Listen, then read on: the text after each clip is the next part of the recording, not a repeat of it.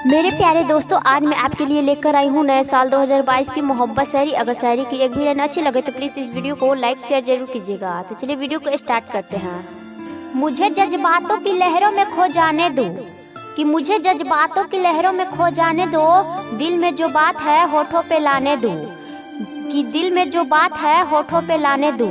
हम आदी हो चुके हैं तेरे प्यार में, हम आदी हो चुके हैं तेरे प्यार में, मुझे अपने प्यार के समंदर में डूब जाने दो, मुझे अपने प्यार के समंदर में डूब जाने दो। हमारी हर मंजिल का रास्ता तुझसे है, कि हमारी हर मंजिल का रास्ता तुझसे है, कभी दूर मत होना हमसे, कभी दूर मत होना हमसे। हमारी हर खुशी का वास्ता तुझसे है, हमारी हर खुशी का वास्ता तुझसे है।